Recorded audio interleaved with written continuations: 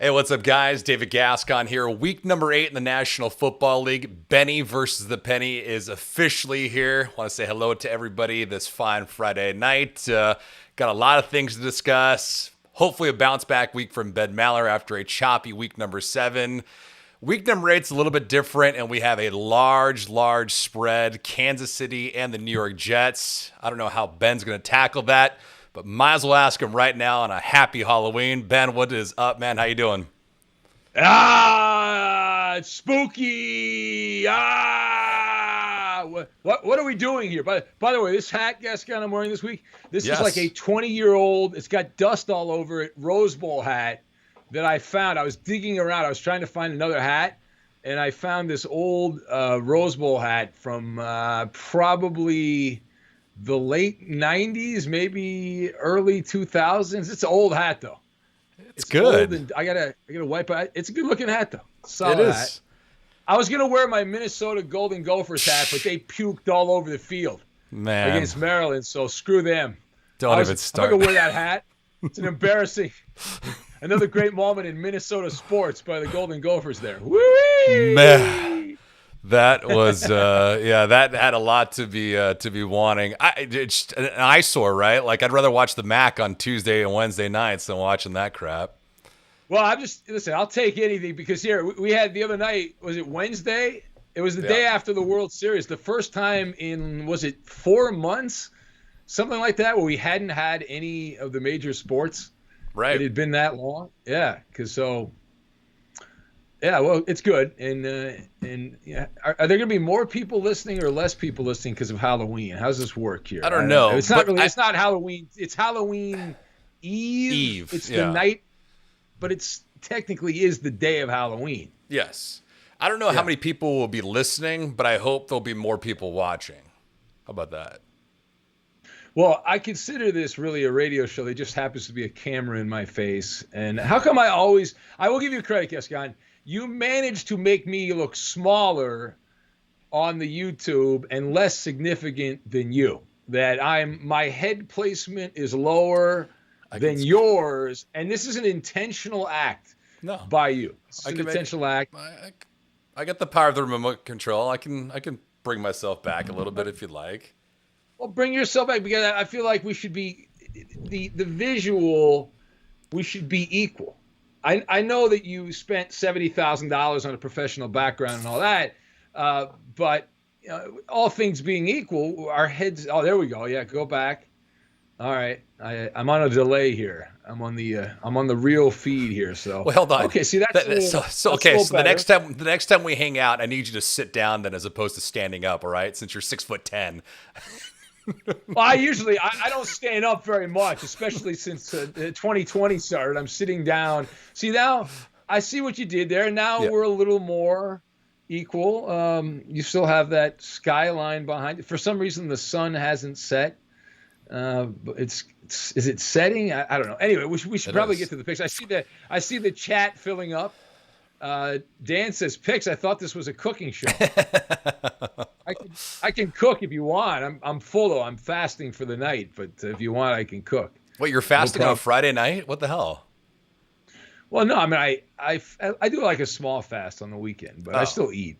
I just done for the night, as they say. Done for the night. Right. It's not good to eat 3 hours before you go to bed, Gascon. You should know that. Bad job. Yeah, by you. I think our buddy Rob Parker said he does not eat after 7 o'clock every night. Yeah. I remember this old guy, Biff Elliott, that I used to work around years ago, and he was in his early 80s, probably late 70s when I met him. He was in his 80s, and he had the old guy voice. He's just don't eat 3 hours before bed, whatever. I know some people don't eat after sundown. There's all kinds of weird things. Pierre points out that Gagon is broadcasting from the Space Needle. You got a compliment in the chat, Gascon. Chris says that your mask is very scary. Great Halloween costume. How about this? I'll give a little something for our guys overseas. How about that behind me? How about that? How about the thing of beauty hanging over my shoulder? I know we haven't been to the pond in a while, but it'd be nice to go to the UK in a little bit. You got a little toy there. You just hit buttons, and yeah. That's speaking of that. Before we get to the NFL picks, by the way, we're waiting for more people to come in here, and then when we get a certain number in the live chat, we will go to the games immediately. But on the podcast, Saturday podcast, we have a frontline brigadier general, who is going to be hanging out, he's not really hanging out with us, but he's going to tell us an amazing story that is a exclusive. Nobody else has this information. So we can do spanning the globe with Gascon, and we want to pick different countries, different landmarks. You can put those behind you. Is that how that goes? Kind of, yeah. I just figured, since we can't travel right now, I mean, we have somebody that does, but we can only do so much, so might as well live in a virtual world since we're here. But yeah. Robin Vegas says, where have all the Biffs gone? I think that, that's a good point. The name Biff died out, right? My friend Biff, who passed away many years ago, probably one of the last Biffs left in the world. That's a good point. Yeah, I don't know a Biff outside of Biff Tannen from Back to the Future. Well, that's the most famous Biff. Yeah. Walker writes, Walker's going to be a big star. He'll probably work at Fox Sports Radio someday. He's going to join us as an aspiring radio guy. He says, we cannot cook without Roberto, so we're not allowed to do cooking without. Roberto's trying to get sober right now. He's been on a binge for the last 72 hours.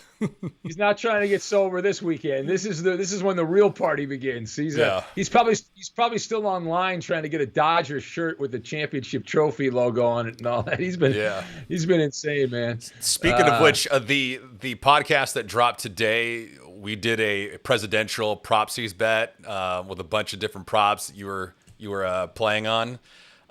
We had someone that tagged us on a tweet who did a 5-team parlay, but it was NFL and college football related. But I thought you should go that, since we were kind of. Well, that's a. Yeah, well, I got to tell you that I looked at that again this afternoon, the odds on the presidential election by state. And if you live in a state where you can bet on that, I don't know how you can't hit a 5 or 6. If they allow you to parlay. Yeah, a couple of states Biden's guaranteed to win, and a couple of states Trump's guaranteed to win. I don't know how that can't win. I mean, it would seemingly be impossible, right? Yeah, I mean, you imagine Trump winning California or New York. It just doesn't seem realistic. And then some of those states that Trump is guaranteed to win. You can't see Joe Biden winning Alabama. So there's certain spots that just seem, if you're a gambler, it's like, my God, there's money there on the table to be had. It made me think of President Reagan back in the day. The only state he didn't win, I think it was in his second term, was Minnesota. Like that was, first term. Minnesota, though, you look at some of the stuff that's going on here. That's going to be a very interesting state on Tuesday. That could go. That's a toss up, which usually Minnesota's not been a toss up, but it appears to be a toss up here. And then that one with the one that's really difficult was the one we did on today's podcast, which you can still download when you get done with this, is will the voter turnout over under 149 million, over under 60.5%. Yeah. That, I mean, you now I took the under. Yeah. You took the over, right? I did. Did you go to a polling place today? I did not. I'm actually I'm still in the process of filling out my ballot. I'm gonna fill mine out and drop it off at a polling place. That's my plan. I went to one that I found, because when they send you the ones with the polling places that are open earlier and then the ones that open officially today on October the 3rd, I found one like in a hilly area, a residential area, but it was in an elementary school. I walked in probably around 12 or 1 o'clock. There was not a soul around. It was just people that were staffers for volunteering. They're like, "Oh, really? You're the first person to come in all day. There's been nobody here." I was like, "That's great." So, wow, that's actually good for me too, though. Yeah. If people don't want to come out, maybe that's great for my taste. Here's good news: the late night drug tester tells us in the chat, Gascon can bet on the election since he is in the UK. So, yeah, you are in the UK, so you are allowed to do that. Good job by you. There you go. I'm gonna change my address then real quick. I can at least go to British Columbia. How about that? Robbie, the Mariner fan, writes, and he says Oregon could really go either way unless it can't. It's in the election. Well, I don't know, Robbie. I mean, there's not a lot going on in Oregon here the last couple of months, right? It's been pretty docile, pretty quiet in the streets of Portland. Yeah. All right. Should we get to the we got to take a look at last week first off. You gotta face the music. So we will face the music. 7-6-1 last week number 7. Now you were over 50%, which is nice, but you had the one push with the Browns and the Bengals. That was at 3, and Cleveland won that game 37-34. But nevertheless, above 500 at least.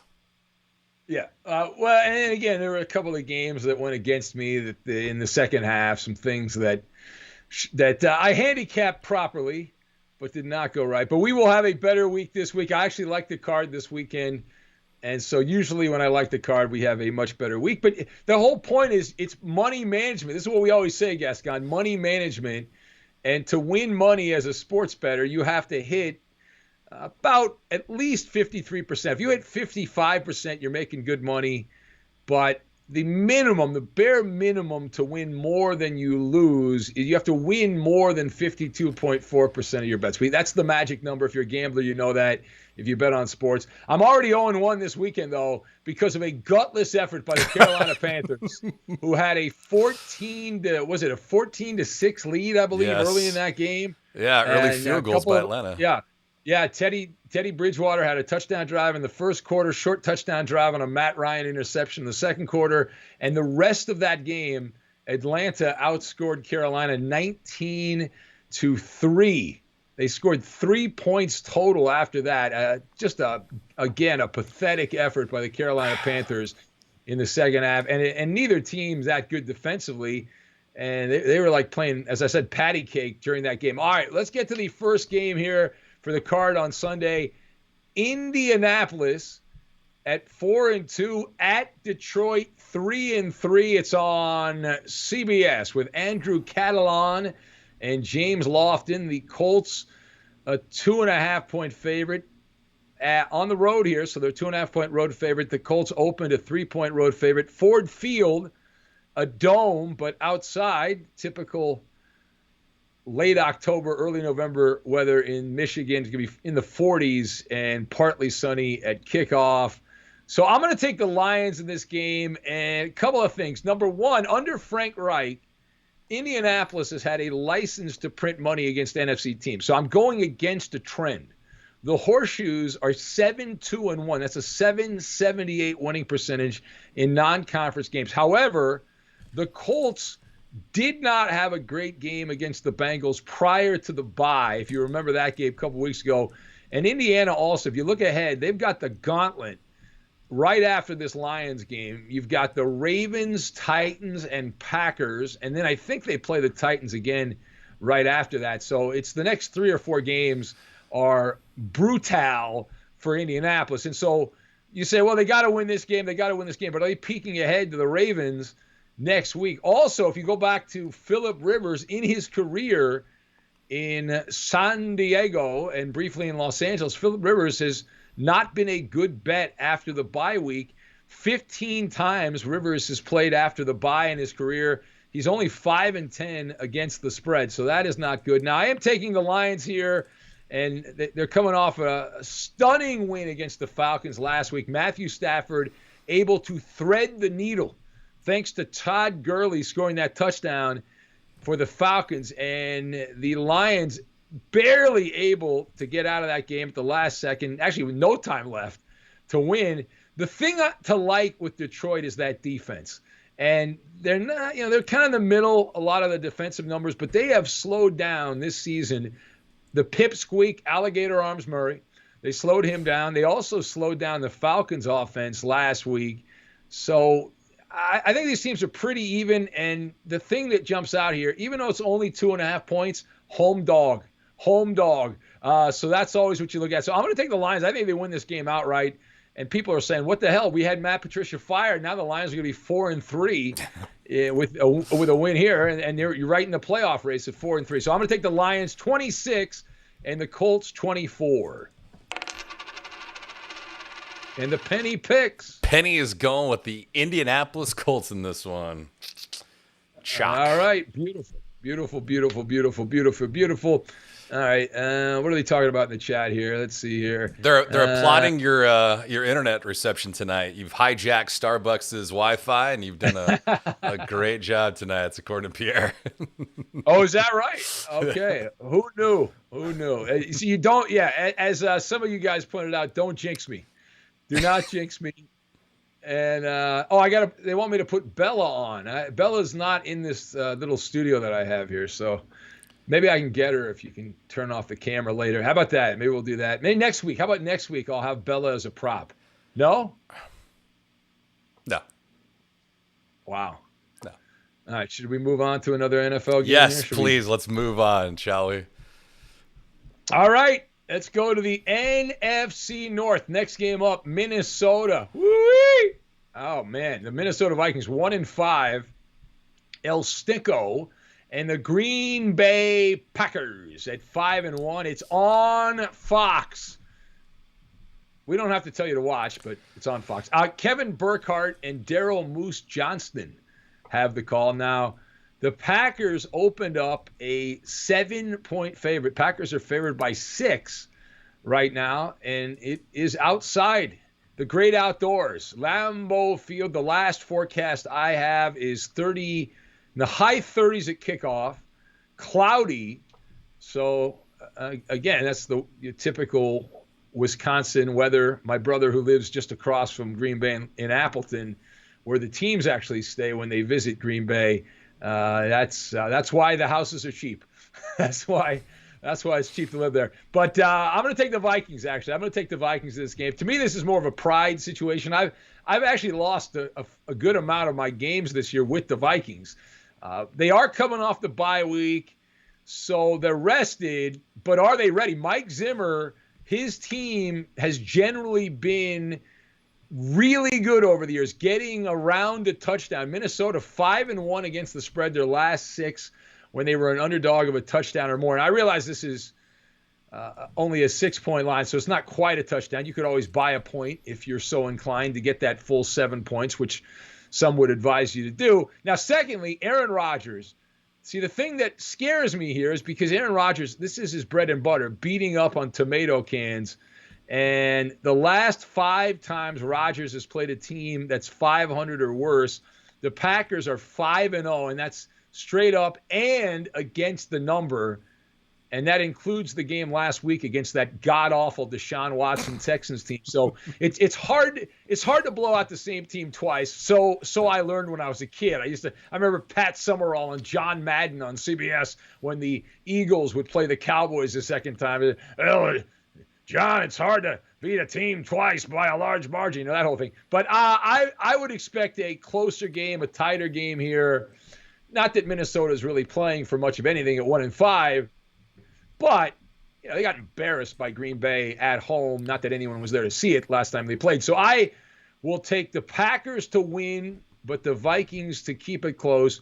Green Bay 30 and the Vikings 27. And the Penny's got the Pack. Go Pack, go. Do you buy points at all? Do you buy a hook every so often? I try not to. Because then I feel like you lose twice if you don't win. I know. It's like and usually it doesn't come into play. Usually it doesn't come into play. Yeah, it's like buying insurance when you're at a blackjack table. Yeah, I don't usually do that. Rob in Vegas points out the gremlins are always lurking. Always. That's right, Rob. I want to also mention here that you can't see this because I won't show you, but I have all my magic equipment over here for the radio show. That's where the gremlins live. There's a little box over here that has all this expensive equipment in it that I use to do the show for Fox Sports Radio. I'm using some different equipment because I'm not allowed to use that equipment for this. That's different. And the radio equipment, I have to spit, kick it like at least once a month. It's been pretty good though. Before it was like every week it would act up, every other night. But now it's only the Gremlins only come out like once a month. So I've been better. And the only difference between there and the work studio is you're not high stepping over cockroaches, right? That is true. That's true. And I don't have to see any people crawling around the hallways at a minute before the show here. So I'm gonna do a magic. I'm gonna do a magic trick here, Gascon. Here, you ready? I'm gonna do a magic trick. Please show me. By request, Chris. Here we go. All right. I don't know if you can see this. Chris is fiending for it, so we know it's coming. See that right there? There's your penny. Watch this. Here we go. Ready? Say abracadabra. Ready? Abracadabra. There it is right there. Look at that.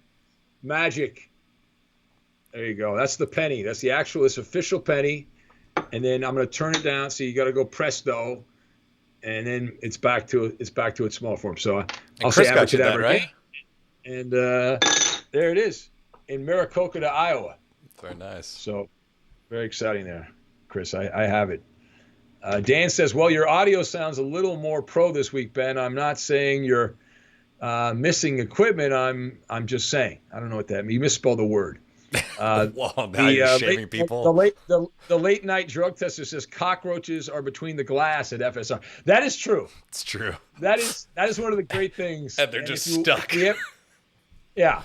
And the most amazing thing about that is that you think those cockroaches probably lived 10 years ago, at least 10 years ago. Yeah. They've been stuck there for at least 10, if not 15 years. And I thought all creatures, when you die, there's a decomposing of our mortal bodies, right? Whether you're a cockroach or a human being, these things have stayed in their form. They're giant. They're about that big, these huge cockroaches.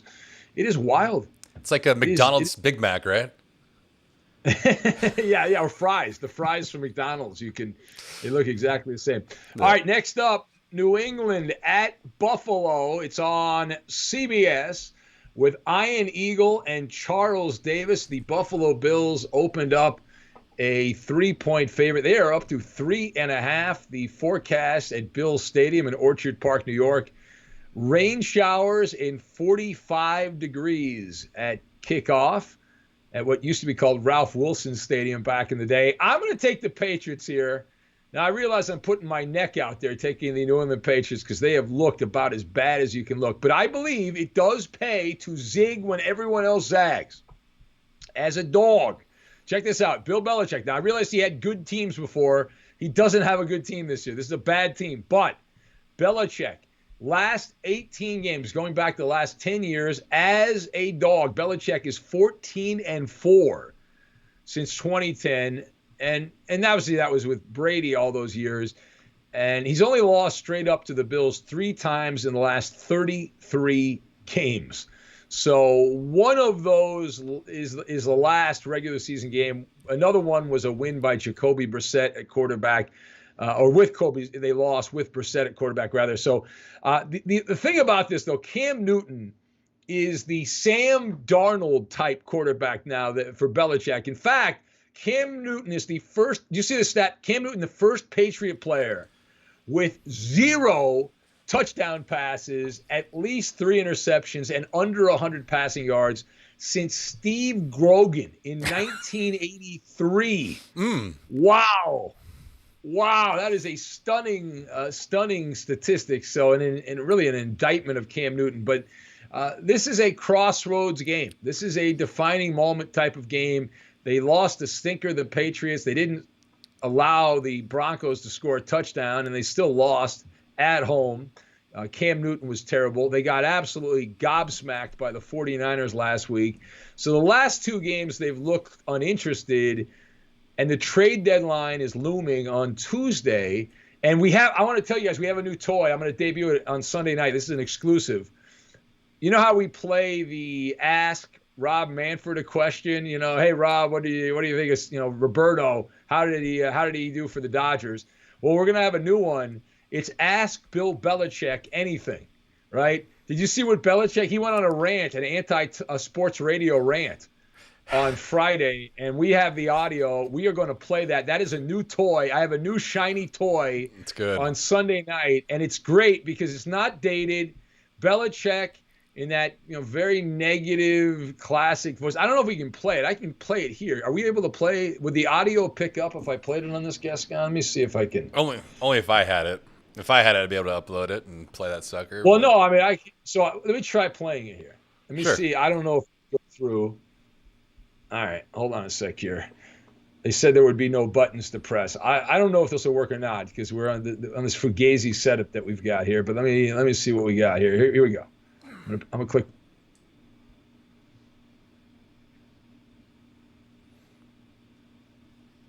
Silence is golden.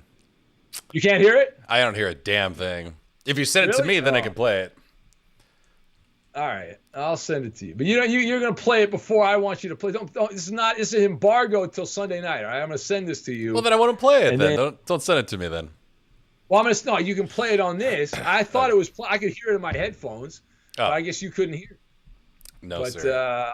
I'll send it to you, and then that's it. You can play it now and forget about it. All right? Did you get it? I just sent you a message. There you go. All right. I'm in the middle of breaking down a Patriot game. While Gascon figures that out, this is a fork in the road moment, as we said. Now, Sean McDermott, who's done a pretty good job in Buffalo, he's not a great coach. He's a middle of the pack coach. The Bills, since McDermott got there, are 0-6 straight up against the Patriots. Josh Allen, in his 3 games, they're 0-3 straight up. All that is supposed to end this weekend. Every pundit seems convinced that Buffalo is the bet this week. I will believe it when it happens. The Patriots have had 2, as we said, stinkers in a row. They got to win this game. They've got the Jets next week. So if they can upset Buffalo this week, New England, you got the Jets. That's a gimme. Show up, collect a win. You're right back at 4-4. You're right back in the race, both in the division and also, really, that's the only path to the playoffs. But that's maybe as a wild card. If you're 500, you can get to 9-7 down the line. But for that to happen, for the Patriots to salvage the season, they've got to win this game outright. So I'd like to think they will play with desperation, and Belichick will craft a defense to screw up Josh Allen. I'm going to take the Patriots 27 and the Bills 26 in a stunner in the Penny picks. Penny is going the other way again. Buffalo Bills. That is. Now, did you get what I sent you? Can you play I did that get on it, but for the sake of not test driving it, because I think I need to download it, I'm not going to play it. I'll wait till you christen that thing on Sunday night. Oh, you got to play it. Try to play it right now. See if you can play it. I will try to play it, and I guess you guys can let me know if you guys hear it or not, but chances are I don't think that's going to happen. Well, if I hear it, maybe everyone else will hear it. Are you playing it? I am. I'm not hearing anything, Gascon. Bad job by you. It's amateur hour. Shame on you. All right. Trust me, it's a good soundbite. It'll be a fun toy that we'll have. And Belichick was asked if the Patriots were going to be sellers at the trade deadline. And he says he didn't want to get involved in talk radio. My favorite thing about that, though, is that Bill Belichick has a radio show on WEEI, a sports talk radio station that has been around forever in Boston. He gets paid a check to be on sports talk radio, but I don't want to get involved in talk radio. And more than that, Joe Beningo, who just retired from WFN, I hung out with Joe years ago when I was with the Dodgers doing stuff. And Beningo became friends with Belichick when Belichick was an assistant coach with the Jets. He would drive into the facility early when he was working on Parcells' staff with the Jets. Right. And he listened to Beningo's overnight show on WFAN and they became pen pals, like Andy Furman's pen pals with all these different people. Yeah, just gonna say, like he knows what's going on, and he's got those relationships. So I love Belichick, man. There's always good stories about him behind the scenes. He's got that personality. It's great. People get triggered by him today in the media world because they get offended at any time you attack a reporter, God forbid. But that dude's at a 10 no matter what. It's all a shtick. It's a convenient shtick. It works. It's a good shtick for him. All right, let's see. What do we have next here? The next game up.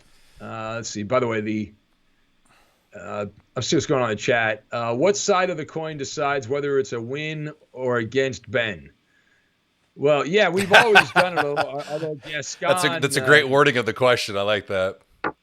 Yeah. Well, pretty much whatever I pick, Gascon makes sure the penny picks the other side. I think that's generally how this goes. This is what President Trump would say is a rigged deal. Which is weird because the penny and Ben are both with identical records into week number 8. Yeah. So normally what I do with the penny here is the big penny. See, there's the heads.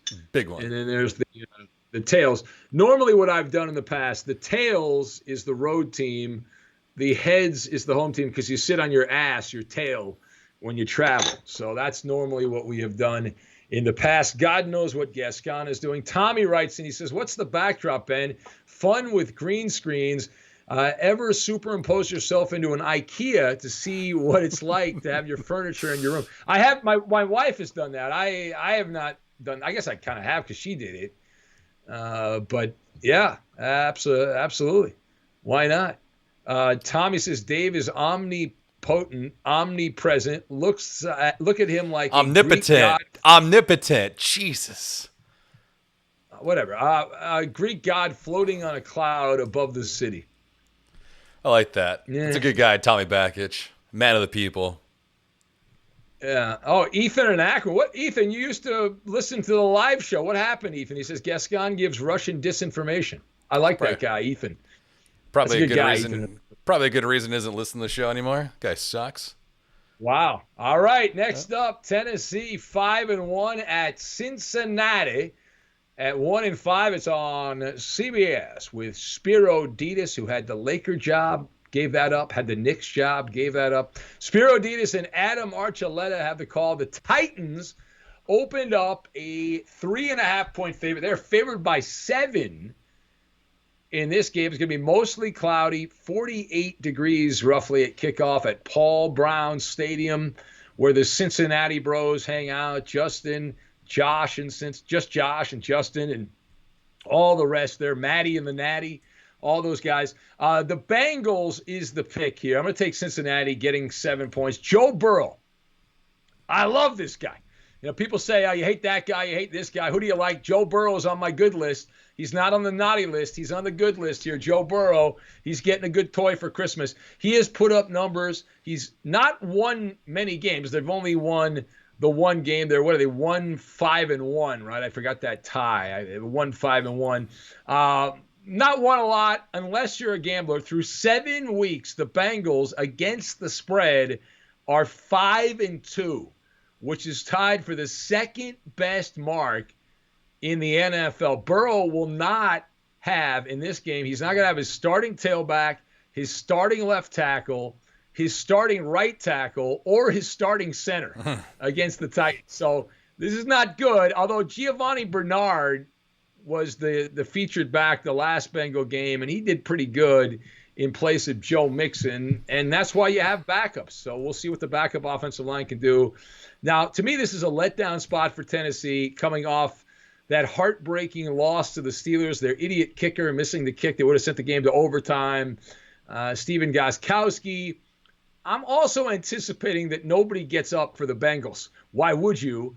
This is not a division rivalry, bloodbath type of game. So how will Ryan Tannehill and Derrick Henry respond? The Titans are 0-1. That's it when playing as at least a 6-point favorite. So not a lot to go on, not a big sample size. But the Bengals will lose this game, but they will stay within the margin. Tennessee Titans 27 and the Bengals 23. And the penny picks. Oh, I think for the first time this season, the penny's going with the Tennessee Titans. Not going with Joe Burrow this week. All right.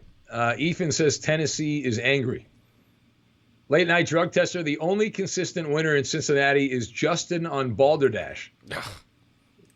Yeah. Well, see, the thing about Justin, he's got pretty good trivia knowledge, but the whole key, let me give you a little cheat code on those game shows. He's hardest sober? Part of those game. No, he's not sober. The hardest part of those game shows, Gascon, staying awake. Is to no, dummy, no. Wanting to listen. No, you have to have a quick trigger. You have to be quick draw McGraw is what you have to do, because you have to be able to get your name in first.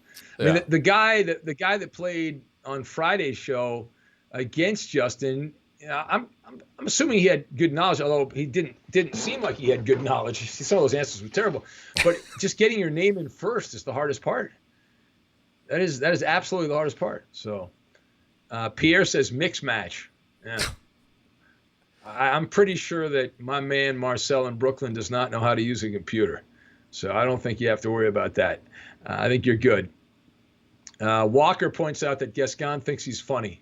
Yes. He also thinks he's good looking too, Walker. There's a lot of things there about Gascon. There's a lot going on there. Yeah. Dan also points out, and this is a great point by Dan, that I have never fairly lost Balderdash. I am undefeated. That is true. Yeah. Oh, see, I love when anyone takes a shot at Gascon. You know who runs to your defense is Queen Roxanne. She's good. What is? Come on, Roxanne. You're better than that. I've met you, Roxanne. You're better than that. Bad job by you. She speaks for the women. What can I say? Don't do that game again. Remember, you got there's no women in here. It's only dudes. And then we found out there were a bunch of women that were watching. Yeah, because they were on their guys' accounts. That's why. Yeah, whatever. All right, Las Vegas. 3-3 at Cleveland, 5-2. It's on Fox. Kevin Kugler and Chris Spielman have the call. The line on this game, the Browns opened a 3-point favorite. It's only a 1-point spread going into this game right now. Cleveland favored by 1.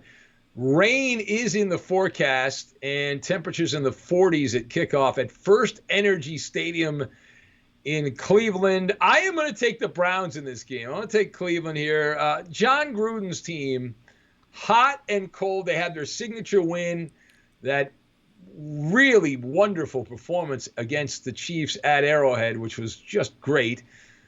But then they lost to the Patriots in the game they coulda, shoulda, woulda won, because the Patriots didn't even play all that well. Got absolutely gobsmacked in a COVID messed up schedule game against Tampa Bay last week. But Gruden's team on the Eastern time zone, 3-8 straight up since the start of the 2017 season. And against the spread, when the Raiders have gone east, go east, young man, they're 3-7-1 against the spread. However, here's where it gets interesting. As a road team, just in general, the Raiders have been a very good bet the last 5. They're 4-1 against the spread their past 5 road games going back to last season. They did have a win at Arrowhead, as we said, against the Chiefs. So this is another one of those fork in the road games for the Silver and Black, because they get blown out by the Bucs, who are the real Raiders.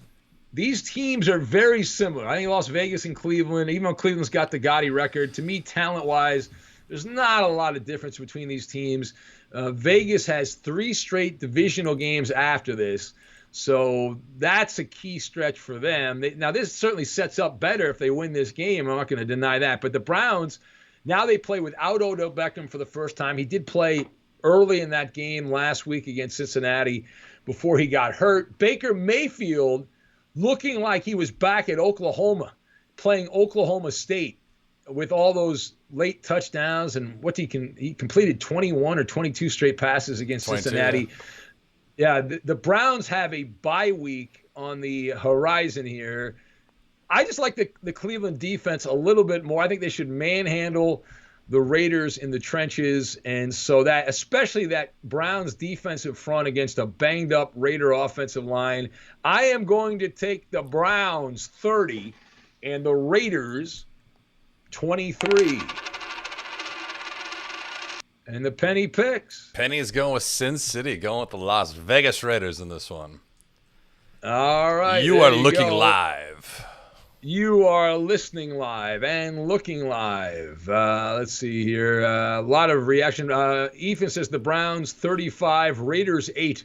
Yeah. Baker Mayfield's going to have 5 more touchdowns. He's not biased at all. He's not a biased witness at all. Yeah, exactly. Rob in Vegas says OBJ now has plenty of time to get shit on. I don't know what that means, Gascon. Cold, man. Cold, man. Well, he is the Cleveland Steamer. He is living up to the nickname, the Cleveland Steamer. He is certainly doing that for sure. Absolutely. All right. You want to give out a trivia question, Gascon, or you want to keep going? What do you want to do here? Yeah, we can do a trivia question. You want to do a trivia question? You want me to do it? I'll do it if you want. We You can want get a professional? You want me? I'll do a professional trivia here. Let me pick one out here. Which one should we do? You want me to go in order, or you want me to go out of order?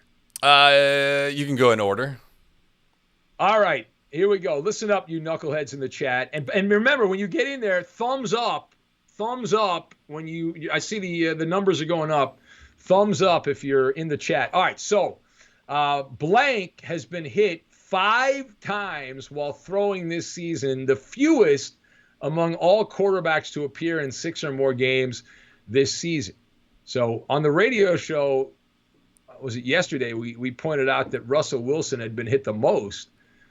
And who's been hit the fewest times with a minimum of 6 games played? That is the question. What is the answer? And again, thumbs up when you get into that chat situation. A lot of these people are watching and they're not in the chat, but thumbs up. The question, a blank has been hit only 5 times while throwing this season, fewest among all quarterbacks. And Gascon, now this is where you're supposed to point out that you should be checking it out right now, the wonderful Fanatics website where you can get all your Dodger championship gear available on Fanatics, although I think there's a long lag time on that. That's what somebody told me. I don't know if that's true or not, but they got the shirts, the hats, all that stuff. Yeah. Any of your sports memorabilia. Yeah, there's a discount right now with NFL and college attire, 65% out. There's also a pretty fat discount on shipping, which is nice. I know a couple guys north of the border had ordered some stuff. But yeah, if you go onto the description tab on this video, underneath there'll be a link for Fanatics. It'll have like Benny versus the Penny at the tail end of that. Click on that link. That'll help support the show. But you can purchase anything on there, courtesy of Fanatics. And also helps us out a little bit. So we're sponsored by a couple different places. Ecamm Live leads this thing off, and obviously helps us drive this show. It's a Mac-based application, but also Fanatics has helped us along the way too. So you guys interested, obviously, with the Who Am I game, obviously support the show, buy a little something, and helps us out. All right, some of the answers coming in. Pierre is going with Don Mikowski. Tommy says Jeff Hostetler. Chris is going with the great Nathan Peterman.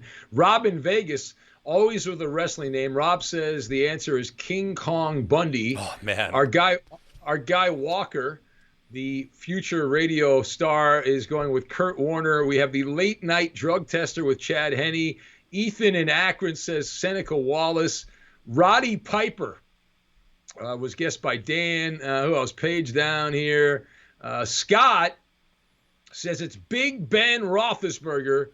That is the answer. All right. The correct answer is Alligator Arms Kyler Murray. Alligator Arms Kyler Murray. You know why he's the answer? He's so small they can't hit him. He's so little they can't find him. That's why. Yeah, he's that much smaller than Russell Wilson. Get the hell out of here. He is a video game glitch. He is a glitch. If you watch the Cardinals play, it's like they allowed a Pop Warner All-Star to play quarterback for an NFL team. It's insane, Gascon. It's insane. I don't know why you're jealous. Almost as insane as the Pravda news service, which is the Phoenix media, protecting Kyler Murray from any criticism. It's ridiculous. So, all right, next up, the New York Jets, 0-7, Kansas City 6-1. It's on CBS with Kevin Harlan and Trent Green. They've got the call here. The Chiefs, a 19.5-point favorite. They opened up a 22-point favorite. So this has been bet down a little bit to 19.5. Sunny, 44 degrees at kickoff at Arrowhead Stadium. And I'm not going to actually bet this game, but we give picks to every game. So I have to give a pick, and I will take the Jets plus 19. What are you looking at? What are you looking at me for? What happened here? Because the game is just ugly. No, it's horrible. No, it's dreadful. But there's just nothing that you feel good about chasing 20 points, unless it's like college football. Like you got Clemson and Boston College this weekend. Well, there's going to be somebody we're going to hear about Sunday morning that bet like $80,000 to win, 800 or something like that, or some ridiculous number on the money line, just betting on the Chiefs to win the game outright, not worry about the point spread. Yeah. But as far as handicapping the game, I guess we'll attempt to. Anything over 7 points, I usually take the 7 points. This is almost 3 times that. The Jets, obviously, the reason they're 19.5-point underdogs, they suck. They're terrible. I think they still have a few players that were thought of as good NFL players. I don't know if that's true anymore. Sam Darnold was a hotshot quarterback at USC. He sucks. Darnold, he will be without his top 2 receivers. The Jets will be throwing to Denzel Mims and Braxton Berrios in this game. So the last 42 years, though, here's a fun fact. The last 42 years, since 1978, there have been 13 games where the point spread's been 20 or more. Now, I realize this is just barely under that, but it could go back up to 20 by kickoff. But the last 42 years, the underdog of at least 20 points is 10-3 against the spread. That's like a 769 winning percentage against the number. So, and I don't think a half point's going to make all that much difference here. This will be the 15th time the Chiefs have been favored by double digits in the Andy Reid era. That goes back to 2013. The Chiefs have not done a great job as a double-digit favorite. They are 6-7-1. So that's an under 500 record. They are 11-3 straight up.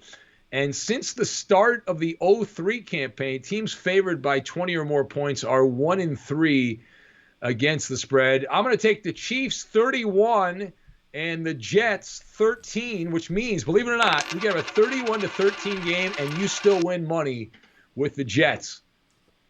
Penny is going pick. Kansas City Chiefs. All right.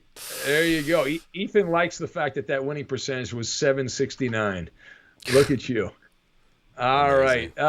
Let's keep it going. The LA Rams. You can ram it all day. You can ram it all night. The Rams at 4-2 take on the Dolphins at 3-3. It's on Fox. Friend of the Maller Militia. We like this guy, the great Kenny Albert, and he will be teamed up with Jonathan Vilma. And we'll see. I know they're running up their expense account right now in Miami on South Beach and whatnot, and all those great steakhouses in Miami. The Rams, as I said, 3.5-point favorite here in this game. That line has stayed the same. Rain is in the forecast. Temperatures in the mid-80s at kickoff. Typical Florida weather at Hard Rock Stadium in the Miami area, a little north of Miami. I'm going to take the Dolphins in this game. I am a Rams fan. I hope I'm wrong, but I'm going to take the Dolphins here. The Rams have a short week. They beat the Bears convincingly in the Monday night game. Good performance all the way around by the Rams. And this seems like a good spot. I'm going against a lot of trends. Sean McVay, since 2017, the Rams have gone 10-3 straight up against AFC teams. They're only 7-5-1 though against the spread. So that's a winning record, but not as good as 10-3. Also, the Eastern time zone thing has not been a bugaboo. It has not been a bugaboo since McVay was hired in 2017. The Rams have gone 7-2, both straight up and against the spread in the Eastern time zone. The big storyline here is obvious. Tua Tagovailoa is making his NFL starting debut. He played in mop-up time before the bye. The much ballyhooed quarterback from Alabama. Looking forward to seeing what he can do against a good but not great Ram defense led by Aaron Donald and Jalen Ramsey, a couple of all-pro type players there. Since 2017, teams that have had a short week, like the Rams, playing teams coming off a bye, the Dolphins, are 8-0 against the spread and 8-0 straight up. Now, that being said, the main reason I'm taking the Dolphins in this game, plus 3.5, I do not trust Jared Goff as a road favorite. I don't do that. I also believe that Tua is going to have some beginner's luck here. I'm a Tua fan. I like this guy. I like him right there with Joe Burrow. I think Tua knows what the hell he's doing. He's left-handed. That's a weird thing. We don't see that very often in the NFL. I am going to take the Rams to win, but not cover. Close game. This comes down to a late field goal. Rams just got their new kicker in there. They dumped that bozo who they drafted in the 7th round who kept missing extra points. So I'm going to take the Rams 26 and the Dolphins 23, the final. And the Penny picks. Penny trusts the running game with the Rams. It is going with LA. All right, Steve writes in. He says, I believe that Sam Darnold hasn't been really given a fair shake and with the Jets and all. Yeah, it's adversity, but he hasn't exactly shown anything either. So it does work both ways. I mean, you can be in a really bad situation. I think Joe Burrow is the great example. The Bengals, they don't have a great coach. They don't have great skill players. They don't have a good offensive line. They have a crap defense, but Joe Burrow still, you can see this guy's got it. He knows what the hell he's doing playing quarterback. Did you see brothers Tua's brother play tonight for Maryland? Yeah, I watched a little bit of Minnesota. When I was watching early, Minnesota was kicking tail. Yeah. And then I looked back and I was like, whee! Yeah. The hell happened? Brutal. Yeah. His brother's got some wheels though. He's a right-hander, but he's got some scoots to him. Yeah. All right, next up, you're left-handed, aren't you, Gascon? I am a southpaw. Yes, that explains a lot. Yeah. That explains smarter than right-handers. That's traditionally speaking, yes. Do you feel like you're in a protected class? Do you feel like you're in a special group? I think they say statistically speaking, left-handers die 10 years younger than right-handers. Oh, is that because they can't make the turns the same as right-handed people? Because you're really living in a right-handed world. You'd admit that, right? The world is designed for right-handed people. Yeah. It's not designed for your type of people. That's fine. Doesn't need to be. Yeah. Yeah. It's good. Right. I'm glad that I'm ambidextrous, so it's all good. By the way, my man David is in here. The great Roscoe the Parrot, the owner of Roscoe the Parrot, he says, Ben, the Dolphins +3 versus the Rams. Finns get the money. Roscoe the Parrot says trick or treat. I love that guy, David, man. Yeah, I can tell you do. I can tell. Like, why did he call your show yet? He's a character, man. Yeah, he called in last night. He called in actually. Oh, that's good. Yeah, the guy had some health problems, but he's back. All right, come on, man. What do you want? No, that's fine. Jeez. It's fine. Guy should get a room somewhere. Late night drug tester says Gascon being left-handed is his one good trait. Yeah. So you've got that, Gascon. You're one. I got another good trait. Bring your girlfriend over. Wow, look at that! What a dope! What a pervert, David Gascon. Let's go. Let's go. Right, let's go. Next up, I know you want to get this over with. I know. Pittsburgh. This is the game of the weekend for me. Pittsburgh 6-0 at Baltimore 5-1. It's on CBS with Jim Nantz and Tony Romo. The Ravens, a 3.5-point favorite. That the opening line here. Ravens by 3. Actually, no, they were 5.5 at the beginning. Now they're 3.5. There you go. Check that. So 3.5-point line for the Ravens. Sunny and 59 degrees at kickoff at M&T Bank Stadium. I'm taking the Ravens in this game. This is a game I originally, when I first started handicapping the game, I was like, I got to take Pittsburgh. I want to take the 3.5. I want to take the 3.5. The more I looked at it, though, the more I liked the Ravens. Lamar Jackson, not exactly clicking on all cylinders. I get that. Baltimore has the 31st ranked passing attack. Only the Jets. How about this? Only the Jets have been more futile throwing the ball than the Baltimore Ravens. And while the Ravens enter on a 3-game winning streak, they are 5-1 straight up. Baltimore is just 1-3 across their past 4 games against the spread. But I am going to go with Baltimore this week. Betting against the public, there's a lot of money on the Pittsburgh Steelers. The wise guys like the Ravens. Ravens are the rested team coming off a bye. It is generally a good strategy to fade public dogs, right? When the public is betting on an underdog, you go the other way. Yeah, you don't want to be on that side when they're betting on the underdog, because usually the public's betting on favorites. I generally like Mike Tomlin. Like I said, I was trying to find a reason to bet on the Steelers here. I like them as a dog. So this is a little bit of a risky proposition here, Gascon. Steelers are 7-2. That's a .778 winning percentage against the spread as road dogs since 2018. But Pittsburgh had 9 players who missed practice this week with injury. Now, most of those guys are going to be able to play, but how effective are they going to be? Ravens, 33, Ben Roethlisberger and the Steelers 27. And the penny picks. Pittsburgh Steelers going with the road dog in this one. Pierre says Gascon sounds like Brian Finley. Not even close. Jesus Christ. That could be the worst insult you've ever given, Pierre. Brian Finley. Man, Rob says nobody is as creepy as Brian Finley. That's a fair point. Brian's a very nice guy. Is that all you have to say about Brian? Yeah, we don't he steals my material all the time. It's bad. Well, bad job by him. Yeah. Like father, like son, apparently. All right, listen, we need the thumbs up. I see the audience changing over there. Thumbs up here. People, come on, get with the program right there. Thumbs up. It's not that hard. It's free. You're not paying for this crap. Just put the thumb up. That's what you got to do. I like that you added me holding the plate of chicken sandwiches, though. I'm happy. I'm happy that after 7 weeks you finally noticed that and acknowledged that.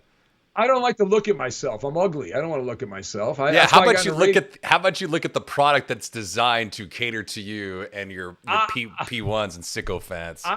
I am creating the product. I am in the sausage plant making sausage. Listen, you as a businessman know one thing. I will relate to you on this.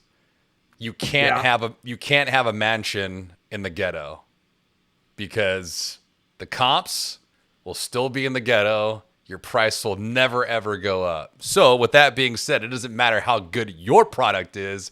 Everything else around it is not. It's a waste. Wow. Well, you should have the nicest house on the block, right? You should have the nicest house on the block. You don't want to live in the shittiest house. You want to live on the nicest house. No, if you can, right? That's like saying you want to be the smartest guy in the room. You never want to be the smartest guy in the room. Why not?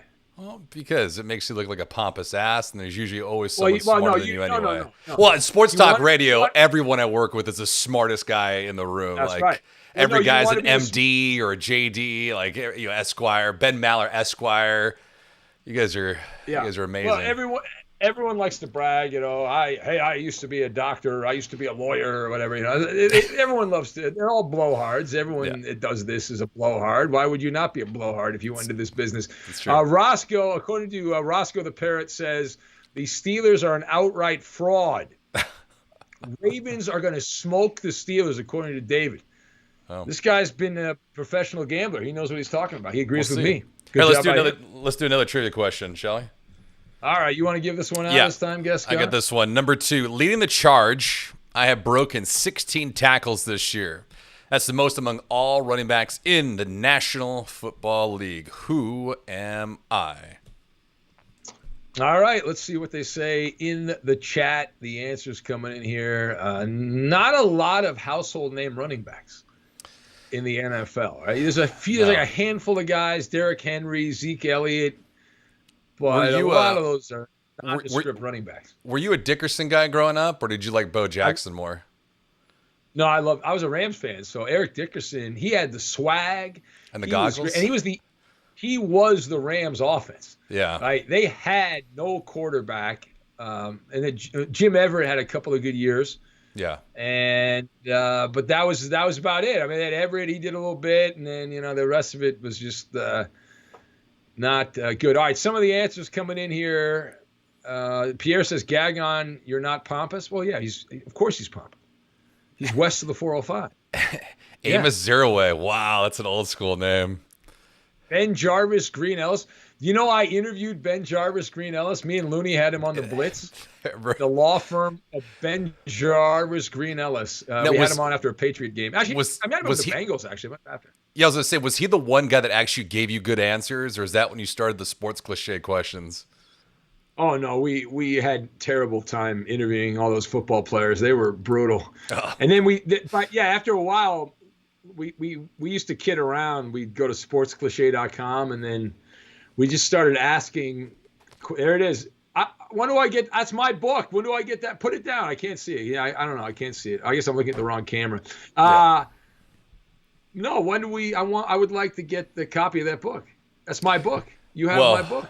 How about you pony up and you cue up that grill and put that tomahawk on the grill and we'll talk about it. Wow. I feel like this is extortion. It is extortion. Yes, that's exactly it. What's the answer here? Hurry up. What's the answer? Larry Conspiracy Theory Johnson. That's a pretty good one too.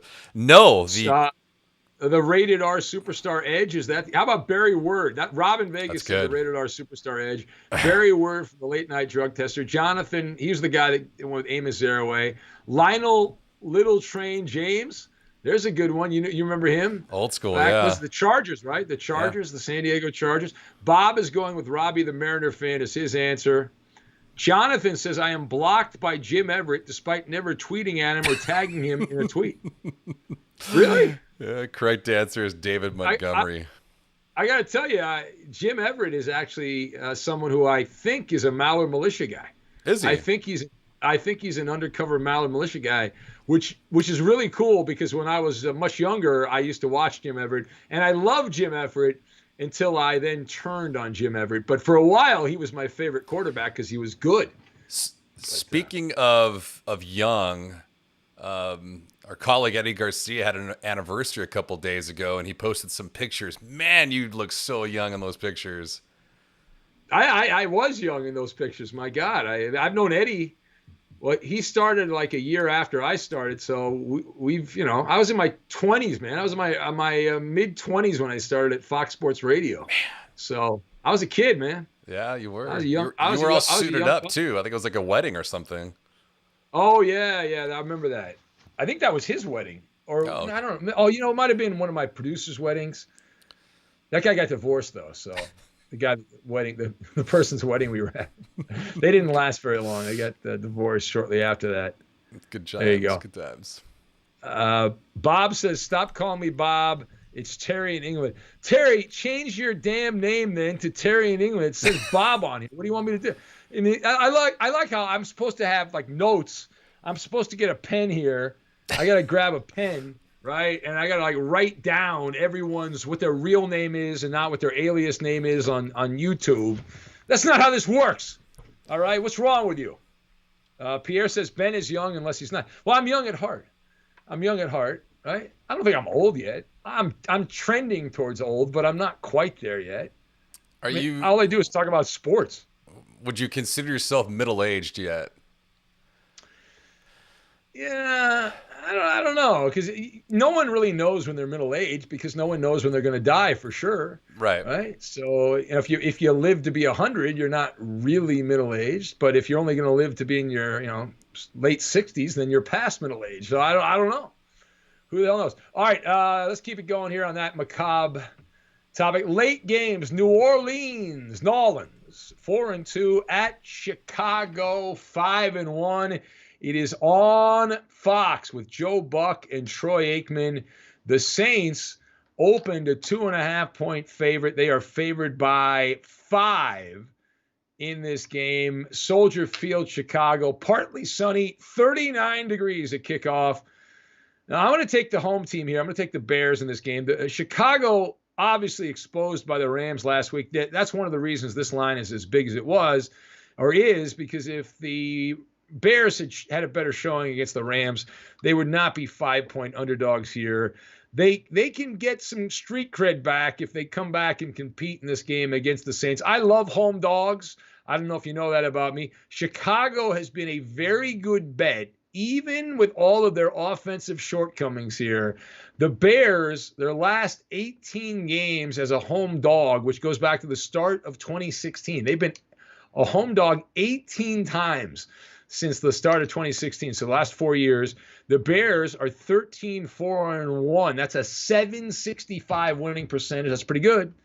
That is pretty good. They're 9-9 straight up, but who cares about that? It's all about the point spread. Now, the Saints have been a wonderful road team, so something's going to have to give here.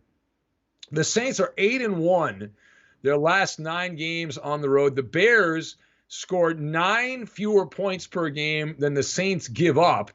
So does New Orleans get caught peeking ahead? They have a primetime game next week with Tom Brady and the Buccaneers, that rematch from the opener, and that's going to be a Sunday night Al Michaels game. Chicago, the key here is obvious. You got to slop the game up. You're talking about a dome team going to Chicago. It's going to be chilly in the 30s at kickoff, typical Chicago weather there. So you got to slop the game up, bog the game down here. Drew Brees has to make a couple of mistakes for you on the short field, special teams, all of those things. Now, listen, I'm not saying the Bears are going to win the game, but as long as they fight, I'm going to take the Saints 27 and the Bears 23. And the Penny pick. Penny's going with the New Orleans Saints in this one. Is Michael Thomas going to play in this effing game? The answer is no. No. What? Yeah, he is in the dog house. Arf, arf, arf. They say he's hurt, but something tells me there's more going on here. Could you imagine, though? You get that fat payday, you show up week 1, get injured, and then haven't been seen since. Pretty crazy. All right, next up, the LA Chargers at 2-4. Denver at 2-4. It's on CBS with Greg Gumbel and Rich Gannon. They have the call. Chargers opened up a 1.5-point favorite on the road. They are favored by 3 right now. It's going to be sunny, 54 degrees at kickoff at Empower Field at Mile High. And I am going to take the Broncos in this game. I'm going to take Denver. I don't trust the Chargers. Justin Herbert as a road favorite doesn't feel right. Statistically, he's been great. The Chargers haven't exactly been winning a ton of these games. The Chargers are 4-0-1 against the spread their last 5 road games. They're 5-1 against the spread on the season. That is actually tied for the best mark in the NFL. But I am going to go against the public consensus. The public seems convinced the Chargers are going to blow out the Broncos. Now, I'm not sitting here telling you that Denver's a good team because they're not. They're not aesthetically pleasing. Drew Lock sucks. He's the worst quarterback in the NFL. That's not my opinion. That's what the numbers say. The key here for Denver, much like Chicago, is muck up the game, right? Muck up the game. The Chargers offense has been moving organically under Herbert. He's been great. The Broncos defense, though, you got enough roughnecks on that defense where you can get some things done. Denver is 8th in total defense. This is a top 10 defense in the NFL. It's being wasted because the offense sucks for the Broncos. But I say this is a close to the vest game. It's a fourth quarter game. And I am going to go out on a limb and say Justin Herbert pukes at the wrong time. And the Broncos stun the world. They win the game outright. Broncos 23, Chargers 20. And the Penny picks. Penny is going with the Broncos as well. Going with the home dog. Scott says the sharp money is on Denver. Yeah, well, I know the public money, though, is all on the Chargers. So I like to bet against the public for sure. Man, at least it looks like they found their quarterback. Yeah, he looks good. Walker says we have to get Holiday on the phone. Yeah, Holiday, who is related to Michael Thomas of the Saints, but we've not heard. Holiday he calls in like once every couple months. He's a once every couple months guy. All right, next up, Santa Clara at Seattle. This is another good game. Now, this is a rematch. Last time these teams played, Gascon, I was in Seattle, standing outside CenturyLink Stadium, or CenturyLink Field, rather, and the assholes in the Seahawks PR department wouldn't let me in. So, fuck them. I'm gonna take the 49ers in this game. Just out of spite, I'm going to take the 49ers in the game. Adam Amin and Mark Schlereth have the call. Seahawks are a 3-point favorite, but I am seriously going to take the Niners. Temperatures in the 50s at kickoff at CenturyLink, which looked like a beautiful stadium. On the outside, it looked like a beautiful stadium. I don't know what it looks like on the inside. Not that I'm bitter, Gascon. Not that I'm bitter. I'm happy. I'm just saying. Just keeping it real, man. Just keeping it real. Anyway, all right, so a couple things on this game. Now, Santa Clara, in poker, in the card game, they say they're on the come, right? That's what they say in poker. Wins over the Rams and the Patriots the last 2 weeks for Santa Clara. They have thrived as underdogs. Check this out. Since the start of the 2019 season, the 49ers are 7-0 against the spread, 6-1 straight up as a dog. That includes the game against the Patriots. New England was favored in that game, and the Niners routed them 33-6. Now, Russell Wilson made some mistakes last week, especially that overtime performance, the interception, which set up the pipsqueak Alligator Arms Murray to get the win in that game via field goal. Seattle's defense continues to be atrocious. The Seahawks have failed to cover in 2 straight games. Remember, back in the day, CenturyLink Field, this used to be a pit of vipers, right? Remember back in the day, CenturyLink Field, how bad it was and all that stuff. Pit of vipers. Not recently, though. Not recently. Seattle is just 5-9 against the spread in their last 14 home games. That's a .357 winning percentage. So if you bet against Seattle the last 14 times, you're sitting pretty at 9-5, the opposite. 49ers score 33 points yet again. Niners 33, Seahawks 30. Your final. And the Penny's going to take your bitter ass and go San Francisco. Now, full disclosure, you didn't just go to Seattle last year. You had someone pay for a first-class ticket to fly up to Seattle. And then you had transportation paid for. You had a hotel right in downtown. Like you had the luxury of a fan cater to your every need while you were up there in Seattle for a couple of days. Well, I was given very nice treatment by the Chamber of Commerce of Seattle. They took care of me. I paid for my hotel. I paid for my meals. I paid for my travel. I hung out with the people. That was back when we could hang out with people at restaurants and bars, and that was before Seattle was taken over by a hostile Antifa group, and they made their own country for like a month in downtown Seattle. We actually walked right through where that what was that city called? They named their country. It was a Chaz. Yeah, we walked right through Chaz Bono, that part of Seattle. With that was quite the group. We had Robbie. We had Jay Scoop. I'm trying to think of Jay Scoop, of course, was a central part of that. And a bunch of legends were hanging out. Ed from Spokane, David, who knows where all the great restaurants are. Nostradamus, although I don't think Nostradamus marched with us. He has too much pride. He didn't want to march with us. And didn't you have a couple that made a bunch of fatheads? I don't know who made the fatheads, but we had somebody, they did not reveal their name, had a bunch of fatheads. Yeah, it was pretty cool. Yeah, that's solid. Mallard fat. I should bring that in here as a prop I still have it. That was a interesting weekend. But anyway, we got to move on, Gascon. Sunday night football. It's Halloween, man. Come on. And on the Eastern Seaboard, where most of the people live, Gascon, it's almost 2 a.m. Sorry. Who the hell would be up at this hour? I don't know, but who set this time for 9:30 Pacific? Thank you very much. I got things to do. Hey, by the way, Gascon, somebody gave us a thumbs down in the chat. How about that? Yeah, or in the YouTube. I would imagine somebody you took a shot at. Maybe. David says Seattle is a Marxist shithole. There you go. That's a little harsh, David. I thought Seattle was a beautiful city. I don't know. It was I love Seattle. I've been there a few times over the years. It's great. Pierre says, "Where's I'm a Pilot, Gagon?" Yeah, where is I'm a Pilot? Huh? Yeah. It's a good tease for tomorrow. How about that?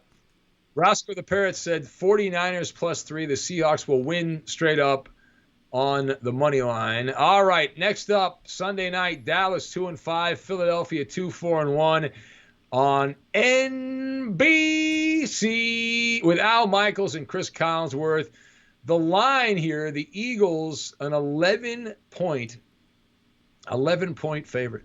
11-point favorite in this game. They opened up at 3. Quarterback situation is the reason. It's going to be rainy at Lincoln Financial Field, and in the high 40s, low 50s at kickoff.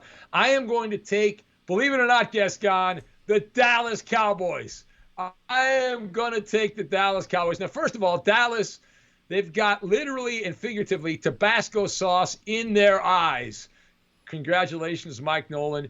Mike McCarthy is 0-9-1 against the spread. His last 10 games as a coach, if you go back to his days in Green Bay, the Cowboys have started this season 0-7 against the spread. They have failed to cover by an average of almost 11 points a game. They have been almost 11 points a game worse than the gambling market says they should be.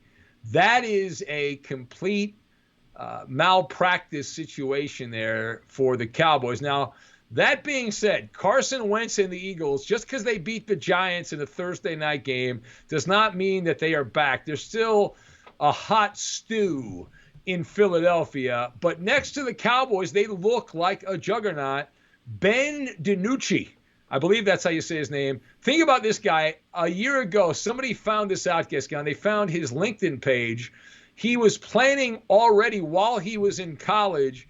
He was planning to work 9 to 5, and he was planting the seed about where he was going to start his professional career when he was done with college. And now he is starting at quarterback for the Dallas Cowboys. So this is either going to be a unmemorable disaster or the start of a storybook season for the Cowboys, the savior, Ben DiNucci. And if this guy is good, and let's say he is, and the Cowboys can get back to competitive football, then all of a sudden Hollywood starts calling. There's like a few jobs: shortstop for the Yankees, quarterback for the Cowboys, right? Starting pitcher for the Dodgers. Yeah, there's like a few things in sports that are iconic, and the Cowboy quarterback job is one of them. And this guy, who no one's ever heard of, Ben DiNucci, has an opportunity to be the guy. I think I'm pronouncing his name correctly, but who the hell cares if I'm not? Perceptions are often not reality, right? Perceptions can change very quickly here. The thing that scares me is the Cowboys don't appear to be united at all. And as soon as things go sideways, these guys quit. They're a bunch of dogs, and that bothers me. They don't have a lot of fight in them, right? They lay over and play dead. They have 0 covers in their last 5 games. I mentioned they're 0-7 against the spread, 0-5 away. However, if you look at Lincoln Financial Field, Philadelphia is only 2-7 against the spread at the Link their last 9 games. So here's what I'm looking at. I believe Philadelphia is the equal of the Cowboys. So this is 2 crappy teams. I don't know whether DiNucci can play or not, but neither do you. And there's a chance, maybe it's only a 5% chance, but I'm saying there's a chance here that this guy's got some good football in him. If that's the case, you're getting over a touchdown in a divisional game. Anytime you get at least 7 points in a divisional game, you don't ask questions, you take the points, you're happy. Now you're getting over 10 points, you're getting 11 points. So I'm going to take it. If I lose, I lose, but I'm going to take the Eagles 23 and the Cowboys 16. And the Penny picks. Penny is going with the Eagles. Fly, Eagles, fly. Eagles fly. Oh, we got another thumbs down, Gascon. You see that? Look at that. It's good. This is your fault. All right. We would like the thumbs up. Scott points out, Scotland says DiNucci's sounds like an Italian restaurant. It does. Yeah. Probably like some good gnocchi, little calamari for an appetizer. Pierre says he's not Tony Romo. He's definitely not Tony Romo. Was making like $1 million a second. I think our guy Rob has checked out. Rob in Vegas. I guess he had something better to do. Bad job by him. It's fine.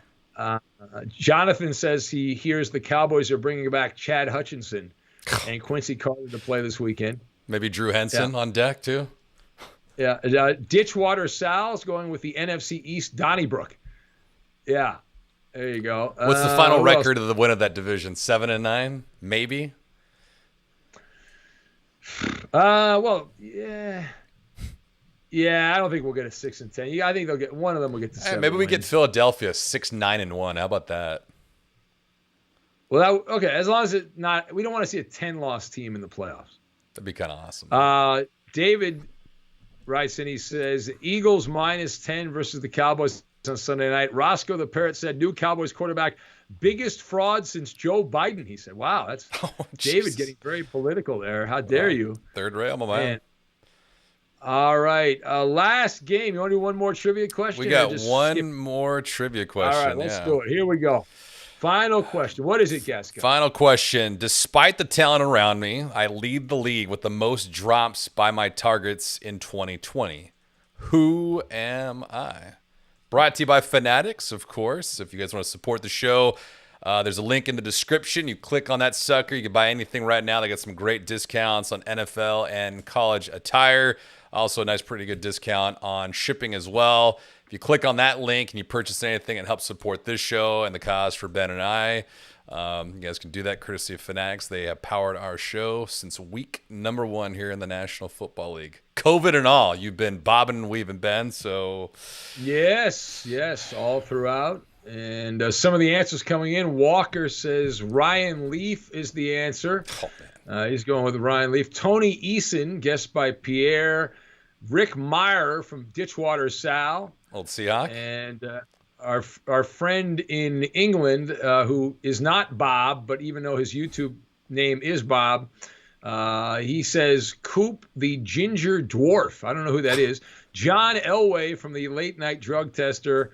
Scotland is going with Bubby Brister as his answer. Jonathan says this one is easy. TJ Rubley is the way to go. The great TJ Rubley. Who else do we have? Page down here. Page down. Don Strock was guessed by Rich. Oh, man. That's an old school name right there. Bubby Brister. Did I say that? I don't know if I said Bubby Brister. Bubby Brister. I did. All right. I'm repeating myself now. All right. What's the answer here, Gascon? What is the answer, please? The answer is Tom Brady. Tom Brady. All right. How about that? Pretty good. Tom Brady. He's played ridiculously well. Now, that leads us to these Monday Night Football game. This is not a good game, but we'll just talk about the Buccaneers. No matter what happens, I guarantee on Monday night, it's only going to be about the Buccaneers. It's on ESPN. Steve Levy, Brian Greasy, and Louis Riddick. How much shit do you think Brian Greasy got from ESPN executives for what he did last week in the Monday night game between the Rams and the Bears? What part, though? I mean, he's been like this all season long. No, I'm talking about the story with him revealing a conversation that was supposed to be off the record from Nick Foles. That's what I'm talking about. Oh, gotcha. I don't know. I mean, do you think he got more of that from ESPN or more from the Bears? Well, yeah, the NFL definitely, but I'm guessing the people at ESPN are like, hey, we're in bed with the NFL. You can't be upsetting our NFL partners, Which is odd, though, because it's not like they get the best games every week anyway. That's true. They don't. I heard a rumor they're gonna move Monday night to ABC in the next contract, and they're gonna leave ESPN. I don't know if that's true or not. But I mean, don't even forget, like when we get to the postseason, they usually get the worst wild card game of the weekend. Like we've had Houston and the Raiders. We've had like Cincinnati and a couple of games like Houston and Cincinnati. They've had some dog games for ESPN, unfortunately, on their telecasts. No, that is true. That is absolutely true. All right, so let's get into it, as they say. Yes. Buccaneers open an 8.5-point favorite. They are all the way up to 13. 13 points. My God. It is going to be clear in the 40s in New Jersey at MetLife Stadium at kickoff, just across the way from New York City. I'm going to take the Giants plus the 13. Now, in his career, Daniel Jones, in these primetime games, has shown stage fright. This scares me. It obviously scares me. Jones is 0-4 straight up, 1-3 against the spread in primetime games. However, his only win against the number came in the Thursday loss to the Eagles, when he became known as Stumble Bum, the king of all stumble bums for the Giants. Now, that said, the Giants have been a double-digit underdog 6 times since the start of 2017. They have gone 5-1 against the spread, 2-4 straight up. I know it's a new coaching staff. There's some new players here this year than in 2017, 2018. But I'm going to take the Giants. The Buccaneers are rolling along. The public is all over Tampa. They've won 4 of their last 5 games by double digits. They're not just beating people. They are going for blood right now, the Buccaneers. And my analysis on Tom Brady before the season was I expected him to be the same guy he had been in New England. For the first 2 games, he was. And for the last 5 games, Tom Brady has been electric. He has been a supernova. The guy's almost 45 years old, and he's playing like he's 25. It's insane. how good he has been. The fourth best quarterback in the NFL the last 4 games combined. There's only 3 quarterbacks that have put up better numbers than Tom Brady. And that's not against crap teams. That's against teams that are like the Packers. Also, the Raiders are supposed to be a middle-of-the-pack type of team. So it's not just the bottom-feeding teams that Brady has had success with. Now, that said, Tampa Bay has the Saints up next. And you're not going to beat everybody by double digits. You're going to have a stinker where you squeeze by in there as well. Listen, the Bucs are in no danger of winning the game, but a home team getting 13 points and a team that's still got a little fight in them, and the Giants, the team that's not gonna give up, I'll take the Giants. 8 days a week. I'll take them on Monday Night Football. Buccaneers 30, Giants get the cover 20. Closing out week number 8, the pennies going the opposite way, going with Tom Brady and his perfect jawline. Woo!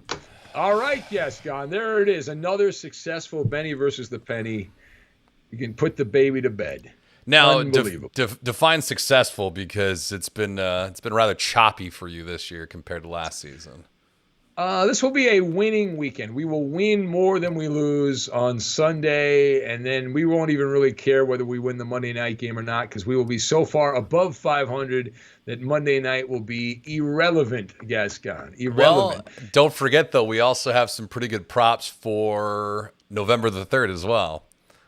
So that's true. Yeah, I do recommend, if you guys haven't heard the 5th hour yet, the Friday 5th hour, download that. Even if you're not a gambler, if you're just into politics a little bit, it's interesting. My older brother, who lives in New York, he's into politics. So we're gonna send out. I'm gonna send out a Maller prop sheet. We're gonna all bet props on the election, because my brothers and my dad's not really into sports. My mom was a big sports fan. So I don't usually get to talk sports with them gambling. So this is a way I can talk gambling with my brothers and my dad and whatnot. So that's what we're going to do there. That's cool. Dishwater Sal says, can we see Bella? Nah, not today. How about next week? I'll put Bella on. Is that good? Next week? Yeah. No? How about this? Get the green screen up, the proper one, and then we could talk Bella. You want me to put a green screen up? You want me to? I don't know. We'll see about it. It's possible. Full Hollywood Benny. Yeah. All right. Well, there you go. And remember, tomorrow, or today, I guess, because it's might as well just say Saturday now for most people. It is Saturday. We will have a really interesting, I would say, exclusive interview. Not an interview, but an exclusive story never before told about the year 2020 and what things are like in a certain part of the world. How about that? Yeah. I did not reveal anything in the description, so you got to click on that sucker, subscribe, rate, give us thumbs up, comment, the whole 9 yards. But yeah, it's a really good story. I'm impressed by it, and I just wish that you had more followers or more listeners that are like this individual. By the way, this is a good point. The late night drug tester, before we get out of here, says, who does the penny like, Trump or Biden? You want to flip the penny for Trump or Biden here? You want to? I got the penny right there. Penny has the incumbent going with the dog, Donald Trump. Going with Trump, huh? Trump, another 4 more years. All right, we will find out. By the way, in England, Terry in England says it is 6 a.m. So we're doing like early morning Saturday programming for our friends in England. That's good. That's good. Yeah. Top of the morning to you.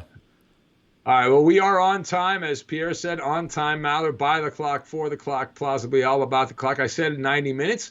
We are right at the 90-minute mark, so that means we got to put the baby to bed, Gascon. Yes, don't forget, guys, subscribe to the podcast, subscribe to this show. You can also hit the bell. As a reminder, we do these every Friday, depending on the time and scheduling, but this show will be on demand, so we'll have everything time logged. If you guys want to go back, watch it again, see exactly who Ben has. To recap, Ben's got Detroit, Minnesota, New England. He's also got Cincinnati, Cleveland, the Jets, Dolphins, Baltimore, Chicago, Denver, San Francisco, Dallas, the New York Giants. And then who did you take in the presidential election? Who did I take in the election? I took Trump in the election. Yeah, I took Trump in the. I will add that to next week's edition of Benny versus the Penny. So is that on my? That's on my sheet. That's on my total. It's got to be on your big board. Yes. Gascon. I play underdogs. So come on. That's a dog. Yeah. No chalk with him. There you go. All right, that's it. Thank you, Gascon. I'm going to do something. I'm going to go look at a wall or something like that. Watch grass grow is what I'm going to do. All right, see you guys later. Good night. See you guys.